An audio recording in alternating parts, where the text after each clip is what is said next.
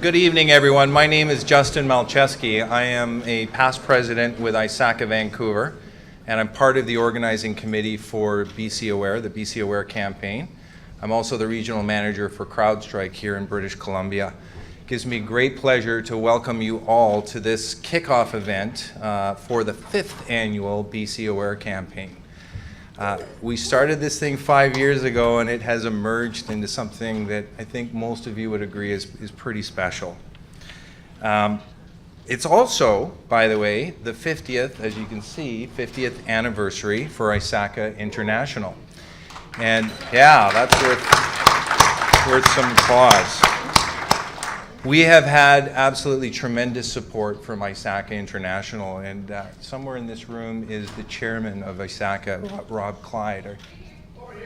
Yeah, Rob Clyde, thank you very much, Rob, for your ongoing support. It's just tremendous. There's 221 chapters for ISACA in the world. So he was explaining this to us earlier on that, if every chapter got a little piece of Rob Clyde, he would not spend an awful lot of time at home. So we're very grateful for the embarrassment of riches that we get from our chairperson. This event is as I said, the kickoff event. It is our executive symposium titled How to Achieve Tangible and Measurable Cyber Risk Reduction. And we don't do it ourselves. We do this in partnership with two very important organizations. The Chartered Professional Accountants of British Columbia, CPABC, represented here tonight by David Chang. Where are you, David? Somewhere in here. David, thank you so much for your support. Yeah, we've done this for a number of years with CPABC and the CIO Association of Canada, represented by Sherry Wallace, who is also somewhere. There's Sherry. Hi, Sherry. So what we do is we invite finance executives and we invite technology and security executives together to come together and have a discussion about something that's obviously extremely important to us all. We know that cyber risks are on the increase, and we have a tremendous responsibility as custodians of our customers' information and our systems and our citizens' information as leaders. I think it's also worthy of note that we're getting something right, because last year ISACA Vancouver won the K. Wayne Snipes Award for the top chapter in the world for ISACA. So, is that amazing or what? I mean, this is a testament to what we've been trying to do, like bring government and industry and education together to really raise our game as an industry. And I wouldn't call this an event or even a campaign. I would describe it as a movement. And I'm really looking forward to, when I think about this as being the 5th annual campaign and it's our 50th anniversary, what's it going to look like when it's our 10th anniversary or our 20th anniversary? And dare I even say it, the 50th anniversary. The event is not possible, of course, without the generous participation of our sponsors. All of this gets paid for by our sponsorships that we garner. And I need to take some time here and just recognize the amazing support that we've had from the vendor community, both suppliers of security solutions, but also suppliers of security services. So if you'll indulge me, I'm just going to go through the list. We're very grateful to Change Champions, CrowdStrike, Dimension Data, Fortinet, Hitachi Systems Security, NYIT Vancouver, really important institution here in the city training cybersecurity professionals, Radware, Rubrik, Scalar, Tenable, Trend Micro, TrustWave, and RSA. Please give it up for our gold sponsors for this year's campaign. We have another category for startups, and we have MergeBase here. We have one startup sponsor for this year's campaign, and this is an area that I really hope will expand in the years to come. We have a brain trust here in British Columbia that I'd love to see more and more of those startups being injected into this event. Moving on, this year, one of the things that we've done differently is we've created a series of sector days. So these are events that are created by industry professionals in specific sectors. So we have folks from retail, for example, that have organized their own BC Aware event.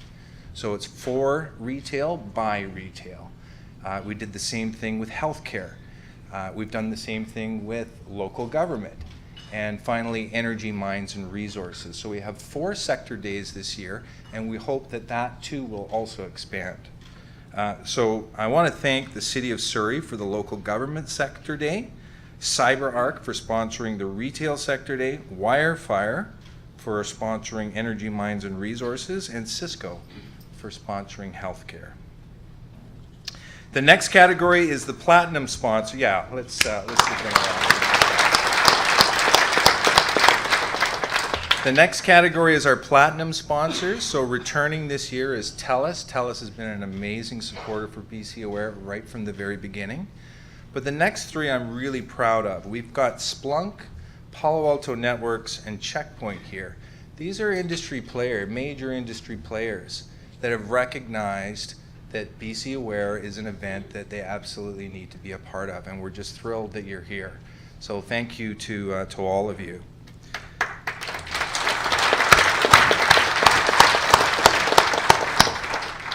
Finally, I have to thank Cisco, and Cisco is our title sponsor again this year. This is the 4th year that Cisco has been the title sponsor of BC Aware.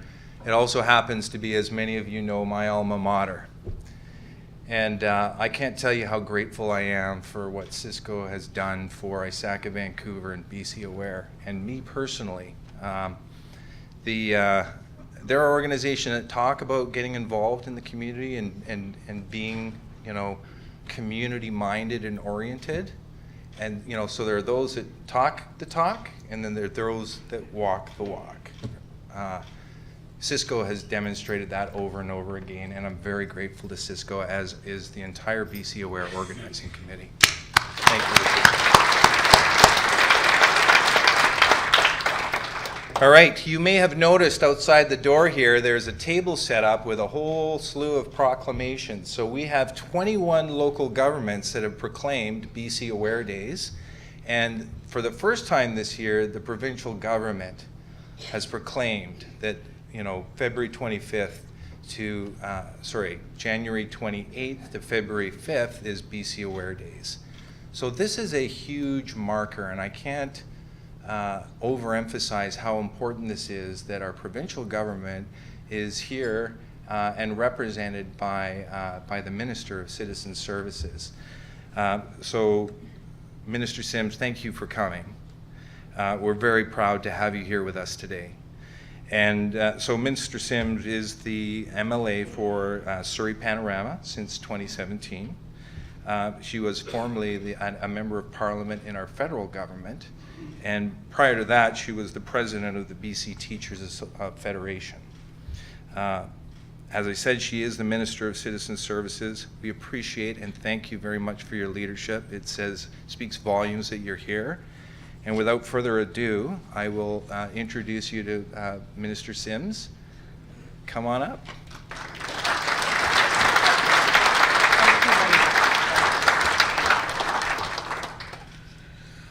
Thank you, Justin, and thank you to BC Aware for bringing us together for this event. Before beginning, I would like to acknowledge we're on the territory of the Musqueam, Squamish, and Tsleil-Waututh. I see so many accomplished leaders here today. And right at the outfront, let me tell you that my children think I'm a bit of a Luddite. But they are amazed that since I've become Minister for Citizen Services, how knowledgeable I have become about cyber security, integrated data, and blockchain and all of that neat stuff. And my son, just to make sure that I'm not just faking it, he tests me on my knowledge. Because when I was talking about blockchain, he goes, okay, you're just using words. Now, you don't know what that really means, and I want to thank the amazing ministry staff I have in my ministry, because they made such a great job of making sure I knew what they were talking about. I got an A from my son, and that was quite something. I want to give a special shout out to the women we have on our panel and in the audience. I must admit, when I was first walked in, I was thinking, are there any women in the room? Because not that I have anything against my brothers in this room at all, but I was looking for the women in the room, and then I found not just one woman, but quite a few of them, and then I started to look around, and as I look around this room today, it gives me a great deal of pleasure to see so many women represented in this sector right here in this room participating. Thank you.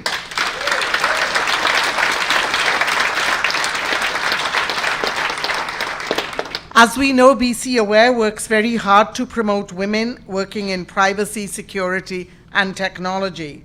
And we do as a government as well. It's a big, big concern for us and a big passion of mine to make sure that we do get the representation that is diverse. And by diversity, we're not just talking about gender, we're talking about the full diversity of our population. We want to see everybody reflected in the different professions that we have.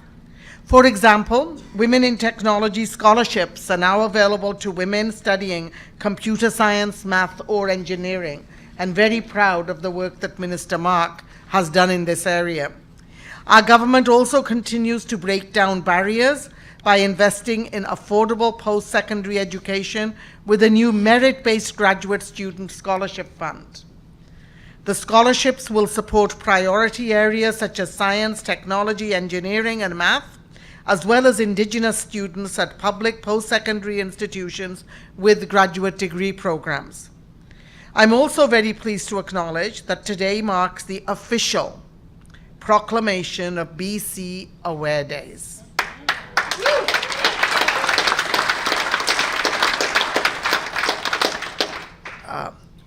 We have lots of proclamations, and I can tell you, we inherited a lot, and then we've added to that list. But this particular one means a lot to me personally. I've been a teacher all my life and been teaching about equity and about gender equity specifically. So this was an absolute delight to be able to take to the cabinet and to get it approved. And the reason we did this is because privacy and security of information is essential in our work and in our homes. Today is an important opportunity to come together and share knowledge about the endless possibilities digital technologies offer and how we keep our business and the people we serve safe. There is nothing more sacred to British Columbians or to people with any government, but that their government keep them safe. I always tell this joke, people are willing to put themselves out on Facebook, in social media, they can put out all kinds of information. And yet, if through government or an institution, even an iota of their identity or their information is shared, the world comes to an end.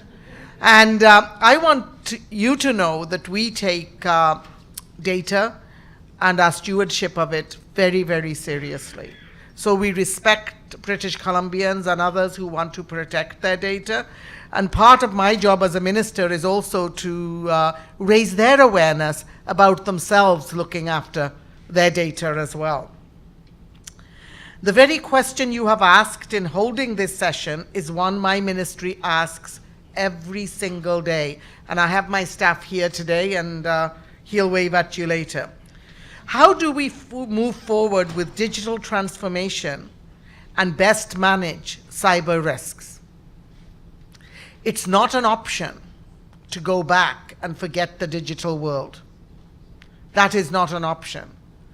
But a serious conversation we have to have is, how do we move towards digital government, the digital transformation that is occurring across sectors, and yet at the same time manage the risks that exist and teach people about basic hygiene. I bet you didn't know I knew that term, did you? Yeah, I know that. There is that term used even in cybersecurity. These are all important questions. Let me tell you about our government's role. You may wonder why the Ministry of Citizen Services takes such an interest in digital technology. I am often asked, what does your ministry do? Just on the side, I asked the Premier that when he told me that I would be taking charge of this ministry. I said to him, well, can you tell me what it is?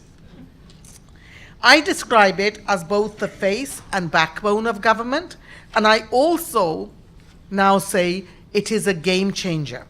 It is a game changer out in the world. That's the kind of work our ministry is doing. We have front-end service representatives at our 62, 65 now, Service BC centers, to our procurement specialists, to our back-end cybersecurity engineers. We are at the center of where service excellence, transformation, and innovation are happening within government. So when you heard about the org book, when you hear about the new transformational way that we are doing our procurement, that is all the work of some very magical people in my ministry. Everything we do is about people we serve, and it's about making their lives easier. I have to keep reminding people all the time, especially those who love the mechanics of technology. That's wonderful, and I'm glad you love it. I only have one request. How is this going to make it easier for British Columbians? How is this going to help to make their lives better? And I was the same when I was in the classroom. They introduced a new piece of technology, and I would say, yeah, great, I don't need to know how it works, because other people will fix it when it breaks down. Right? What I need to know is how I can use it and what impact it's going to have on the students I teach, and now it's on British Columbians. In terms of digital technology, we have a lot to be proud of in British Columbia. We have many examples of how people are benefiting from the innovative tools we're using. For example, road and traffic monitoring is better for motorists because of next generation Internet of Things network. More people in rural and Indigenous communities can access high-speed internet service due to the investments we're making with our partners.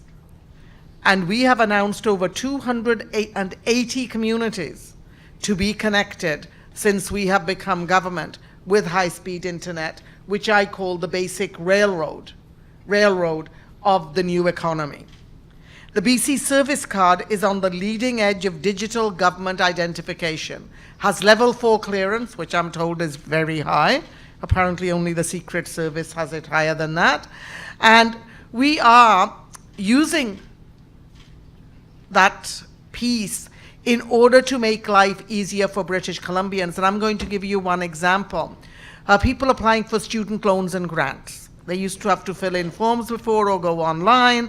Then it used to go backwards and forwards, then get authentication. And it would take anywhere from 3 to 8 months, I'm told. Well, using the BC ID card, which we're very, very proud of, I've been told that that's been now cut down to within a week. And at the identity conference where I spoke the other day, one of our partners, one of the post-secondary institutions said, we're doing turnaround in 4 hours now. To me, that's the wonder of the technology. And the reason we're able to do it is we have this high security clearance, and our identity team has done an amazing job with this piece of technology. And we're very, very proud of that. But just like with all technology, security and privacy protection is always on top of our minds. On any given day, my ministry's Security Operations Center will field about 240 million unauthorized attempts to access our network system and data. Just think about that for a second.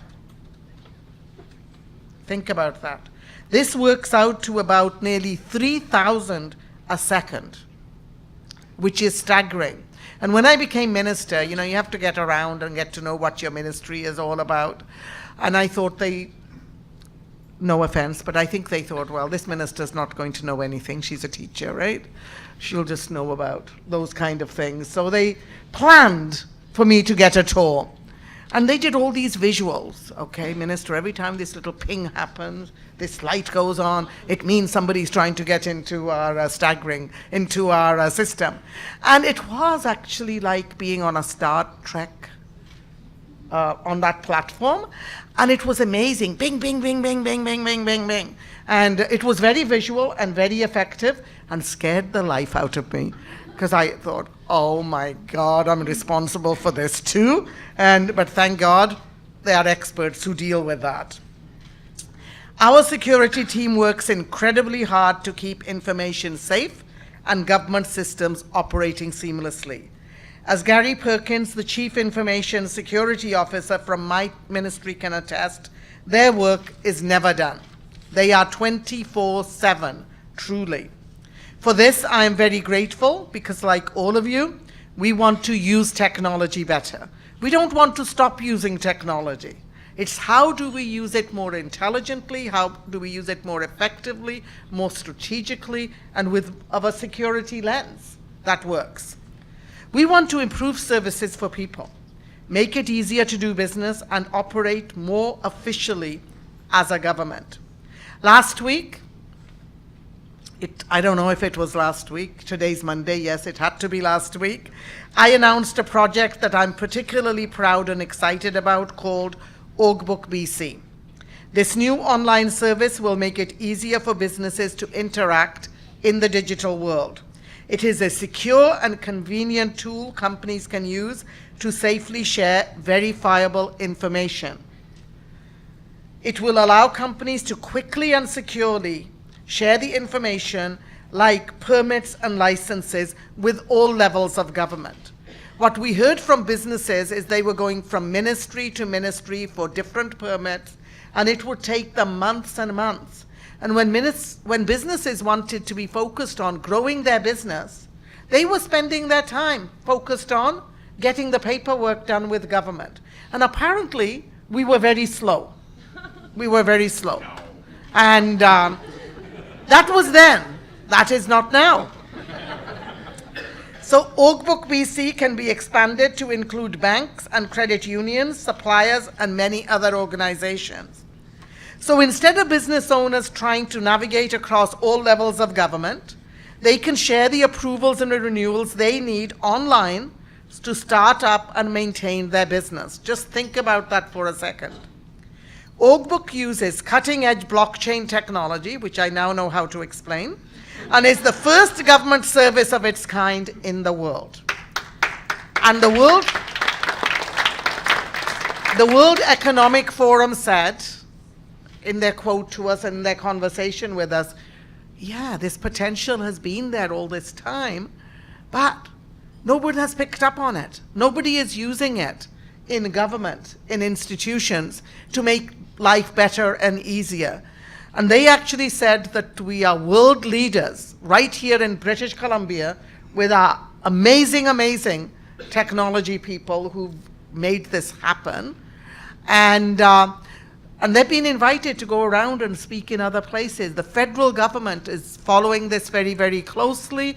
Identity North gave us glowing accolades and said this was the first time they were seeing blockchain technology put into place to verify and to speed up and to make life better for businesses and eventually for banking. And it'll be eventually spread out to individuals as well, because we have our amazing BC identity, which is already rated very high. So when you look at all of this, it's all really amazing. And you know, when people get nervous about their data going somewhere, well, with the blockchain technology, their data doesn't go to the person who wants to verify it. They just get to verify it. The data remains with us. We just get to say yay, nay. Maybe a few more words than that, but basically that's how it works. And that truly is cutting edge. It is, and that's why sometimes people in our ministry, we sometimes say, you know, people are saying to us, we can't believe your government. And they're saying that because of all the innovative things that are happening and the way we're beginning to use our technology. This system is not only fast and safe, it will give your companies their data in a trusted, verified form that they can use to do business with partners around the world. But what makes Oakbook BC so special is it maintains the valuable foundation of trust that enables businesses. It's as secure and effective as meeting someone in person. Once a business is incorporated, Oakbook makes the information easily accessible. It encrypts the data to ensure no changes have been made or can be made. Unlike paper-based records, which can be altered, damaged, or lost, people accessing information on Oakbook BC can have confidence that the data is authentic. Businesses, their partners, and clients will be able to quickly and easily access their permits and licenses on Oakbook BC. Oakbook BC is a game changer. That is what the industry is telling us. It also takes us a step closer to fully embracing digital opportunities as a government. And we are on the road to becoming a digital government. Becoming a digital government means improving people's experiences and interactions with government. But first of all, it also means making sure that people outside of the Lower Mainland and our big cities have access to the digital railroad. They need that high-speed internet, because without that, we came up with online forms that we thought would make life so much easier for people who live in the north. Sounds great in theory. Well, those forms work much better for people living in the Lower Mainland and in big cities, because in the remote communities, they don't have that access to the internet in order to be able to benefit from that. So what we're looking at is new ideas, innovations, and being open to change. And that has to be the premise that we work on. It's no longer we're government, we know what we're looking for, you just give it to us. Through our procurement, now we're working with the tech industry in partnership, in collaboration, saying, this is what we think we need. This is the problem we need solved. Let's work together with frontline service providers, those who deliver the services, and those who have the technical know-how. And through symbiosis, we're ending up with some amazing, amazing end results, and government could never have believed that's what they really needed, because they didn't know. And technology sector then isn't creating something in isolation without it being connected with the users who are going to be using that. Our work on a new digital strategy is underway. We're in the process of gathering input and advice from digital experts, communities, businesses, and the public service. And being here today is an opportunity for us to learn from all of you. We want to hear from you about the types of digital tools and techniques that should be considered to improve the services that people count on. And Gary is here from our ministry, and he will be taking notes every time any of you speak. That's the amazing thing you get to do as a minister. You actually just get to assign the work. So I'm looking forward to hearing from our panelists, amazing women. I had an opportunity to meet for a nanosecond outside, and I'm looking forward to hearing your ideas and your feedback that may well blossom into becoming a part of how our government provides services to citizens. I wish you all a great conference, and I thank you for including me and my ministry in your conversations. Enjoy the conference.